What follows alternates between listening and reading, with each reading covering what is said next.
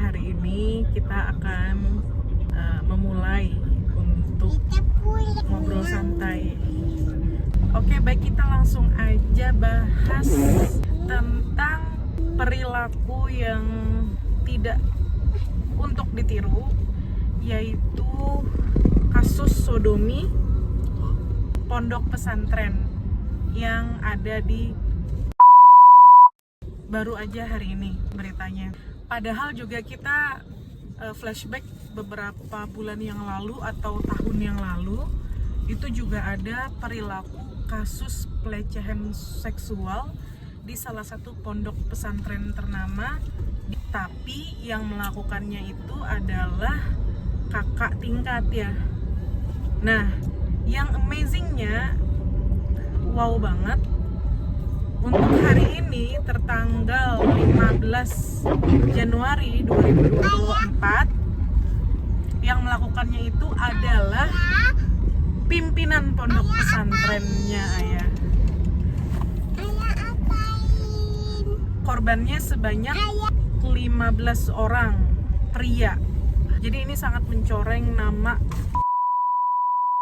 karena banyak sekali melahirkan santri-santri yang ada di Indonesia. Jadi menurut Abi, tanggapan Abi bagaimana terhadap hal itu dulu? Mama coba lihat. Iya, hebatnya Nana. Kaget, tidak menyangka kok bisa. Masa Yaitu Ustadz Abi. tahu.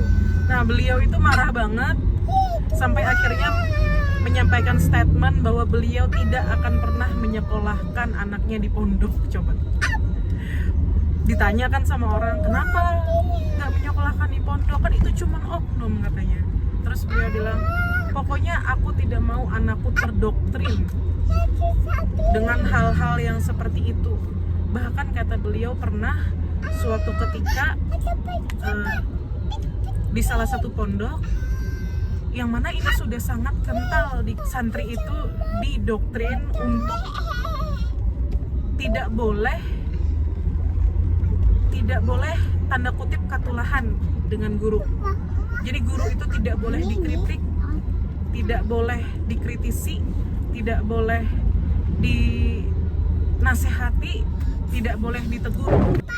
Ujar si guru yang beliau kenal gitu kan, bahasa Banjarnya tuh kayak ini. Ikam kalau semisal santri lah semuanya, kalau melihat nih ibaratnya guru, saking ikan jangan ketulahan lawan guru, maka kalau melihat guru nih berzinah lawan orang, ikam kada boleh mengomentari, kada boleh mengkritik apa yang ujar guru itu kalau ikam ketulahan. Bisa kayak itu kan? Iya, Sidin sendiri yang mengalami sebagai santri. Jadi Sidin kada hendak menyambat inisial gurunya itu siapa.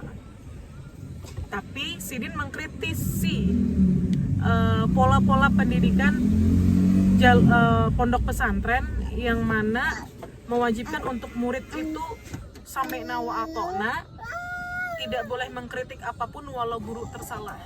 Masalah sampai nama tahun tadi ya? Tahu Abi kada tahu juga sumbernya dari mana kalau yang masalah tadi. Kalau yang Abi pelajarin, seandainya misalnya aja istri terhadap suami, menurut Abi yang pernah Abi dengar ceramahnya itu, saking harus taatnya tuh istri terhadap suami, sampai ada hadis Nabi itu bersujud kah rasanya, saking harus taatnya samina wa atona. Nah, hadisnya sampai kayak gitu, tapi ada pengecualian ketika suaminya atau perintahnya itu tidak keluar dari apa yang dilarang Allah. Nah, kalau sudah keluar dari yang dilarang Allah, kalau sudah memerintahkan untuk melakukan yang dilarang, itu nggak boleh nurut.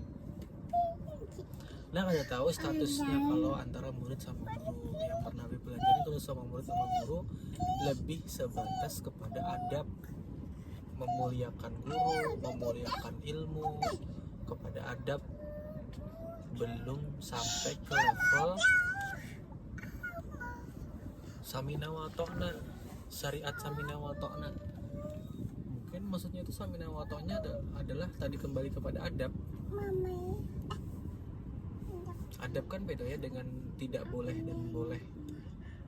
Kalau suami istri dia levelnya tidak boleh dan boleh. Kalau adab itu kan levelnya level apa bahasanya itu? Level elok tidak elok, level abdul tidak abdul. Ini kan permasalahannya begini. Oke lah, tadi kan Berarti melebih-lebihkan kedudukan seorang guru kalau yang seperti tadi. Padahal kalau gurunya salah ya mau harusnya tidak ditegur. Mungkin cara menegurnya yang harus didiskusikan lebih lanjut. Tapi yang salah adalah men-stop pintu menegur itu di-stop, itu salah. mungkin sama kayak gini kali ya Setelah dia. suami pun harus ditegur. Nah, iya begitu maksudnya kan ya. Jadi kalaunya tadi kan sama guru walaupun melihat berzina kan, jangan menegur.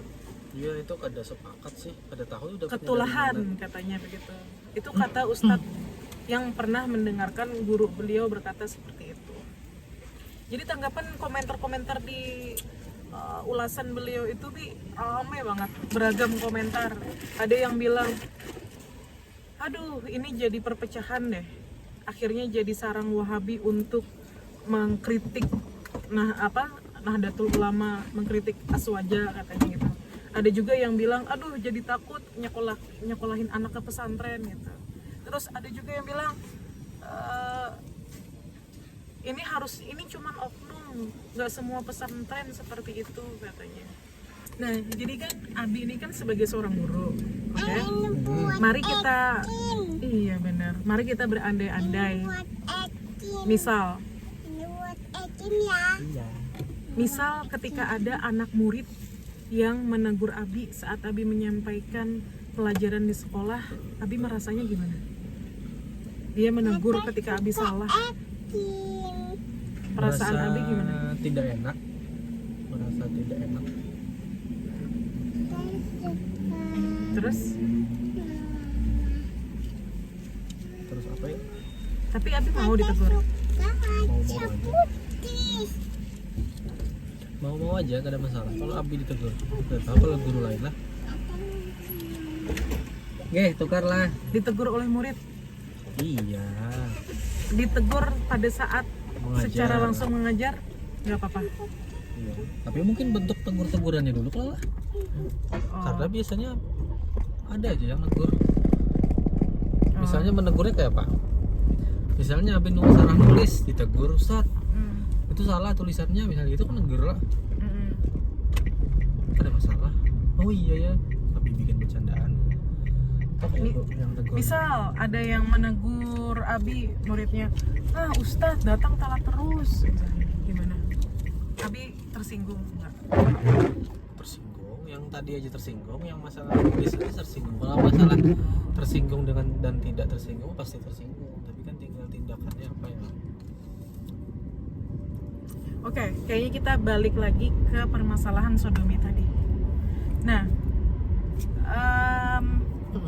menurut Abi sebagai orang yang berkecimpung di dunia boarding school ya, beda sama pondok pesantren top mungkin. Melihat fenomena ini, kira-kira menurut Abi kesalahannya itu bersumber dari hal yang bagaimana gitu, yang bisa memantik kejadian ini terjadi kepala pondok pesantren lagi. Tadi sih pemahaman tadi itu yang harus dirubah. Pemahaman bahwa guru tidak boleh salah, guru tidak boleh dikritik, guru apa? Anti kritik tadi.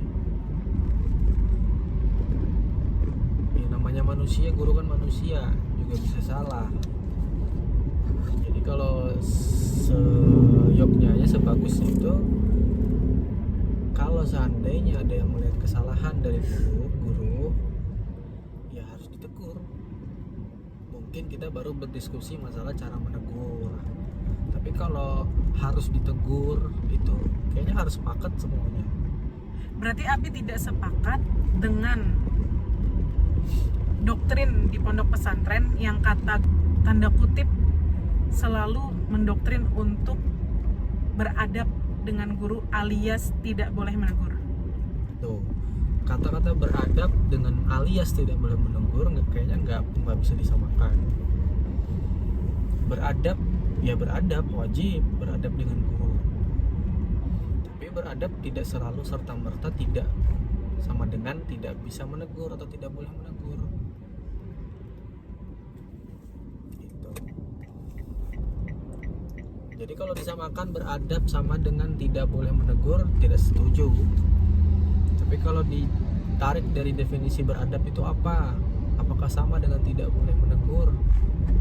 Itu harus diklarifikasi juga itu statement itu. Menurut Abi beradab itu ya menghormati guru. Ya, Menghormati guru, menghormati ilmu, memuliakan guru, memuliakan ilmu. Memuliakan guru bukan berarti ketika guru salah itu didiamkan.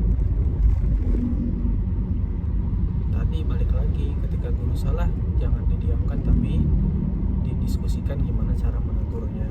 berarti konteksnya ini adalah kita harus lebih memahami tentang definisi adab itu sendiri. Iya betul. Sama mungkin definisi salah juga. Definisi salah tanda kutip, definisi salah.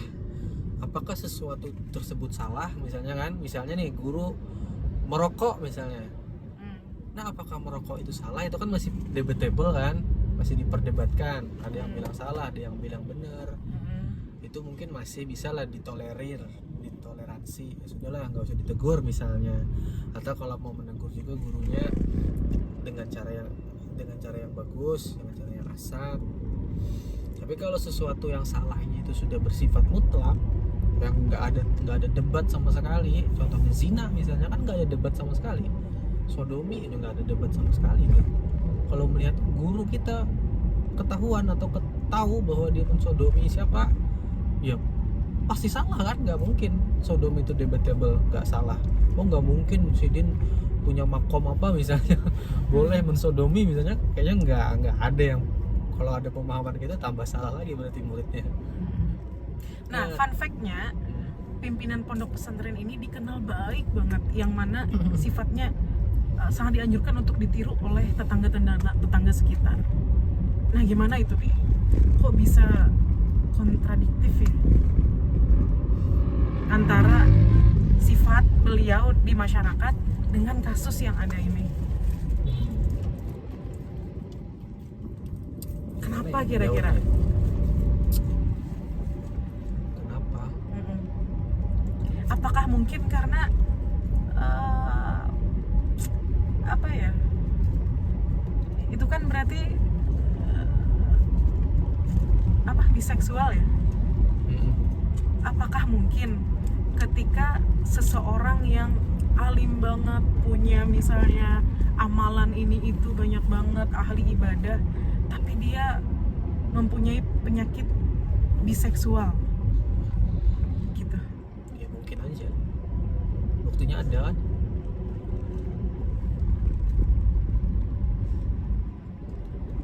Berarti orang yang berpenyakit biseksual itu penyakit itu berarti penyakit psikologi kan maksudnya?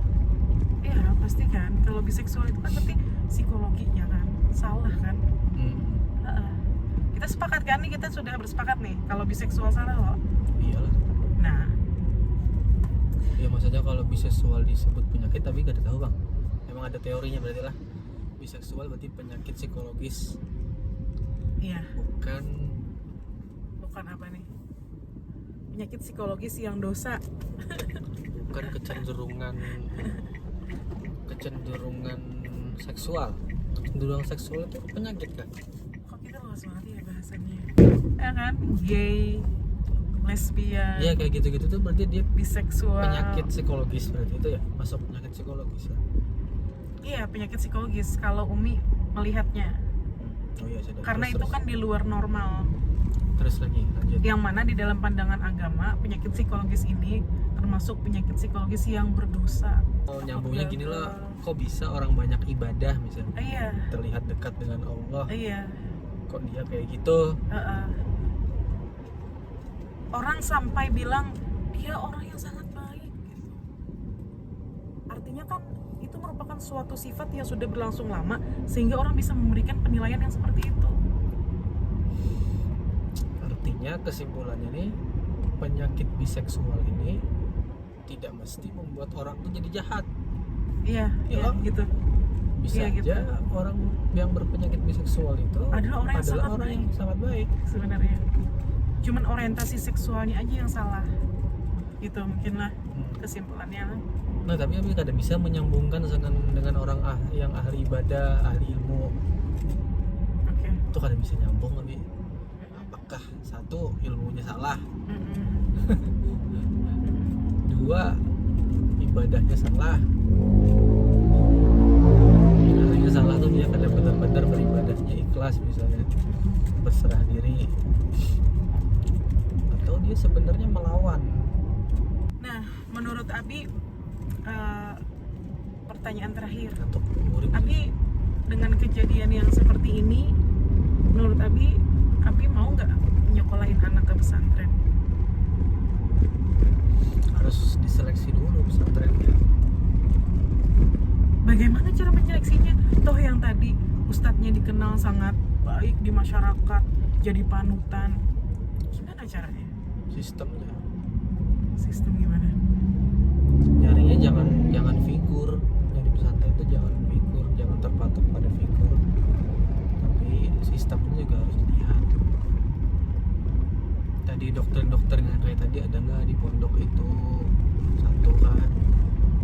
Kedua gimana sistem di sana, apakah ada hierarki. Sekarang kan yang lagi rame kan masalah senioritas kalau di pondok-pondok tuh kan, masalah kelainan seks, apa sesama jenis kan kalau di pondok tuh munculnya. Nah yang kayak gitu-gitu kan bisa kita deteksi, cari tahu gimana di dalamnya pondoknya. Pertanyaan selanjutnya, apabila Abi diharuskan memilih pondok pesantren atau boarding school, Abi memilih yang mana? Kadakawa memilih kayak gitu bang, pondok pesantren A dengan boarding school B, bisa jadi bagus pondok pesantren A. Pondok pesantren C dibandingkan boarding school B yang tadi, bisa jadi lebih bagus boarding school B. Menurut Abi Kayaknya pondok nggak pesantren bisa disamaratakan Faktor- semua pondok pesantren sama boarding school. Menurut Abi, faktor pondok pesantren yang bagus itu ketika memiliki hal apa aja atau tidak memiliki hal apa aja. Pondok pesantren yang dihindari seperti apa? Pondok pesantren yang bagus seperti apa? Tadi yang dihindari tadi doktrin tadi satu, yang kedua senioritasnya di sana gimana, isu-isu yang berkembang gimana, kemudian yang kedua gimana cara pondok mengatasi kalau ada permasalahan siswa atau permasalahan guru. Itu yang harus ditanya. Berarti kurikulum nggak Dicari penting. tahu. Belum begitu penting sih, karena apapun kurikulumnya menurut Abi yang penting adalah gurunya. Tapi katanya tadi nggak boleh memandang siapa sosok. Ya maksudnya bukan sosok gurunya, tapi bagaimana gurunya bekerja bagaimana gurunya mengelola sekolah itu gitu. Kalau figur sosok itu kan terkait dengan bagaimana sisi dia sendiri kan, sebagai kepribadiannya, itu maksudnya sosok. Jadi itu aja kali ya. Nah, kita juga sudah sampai di rumah, Nada juga sudah bobo.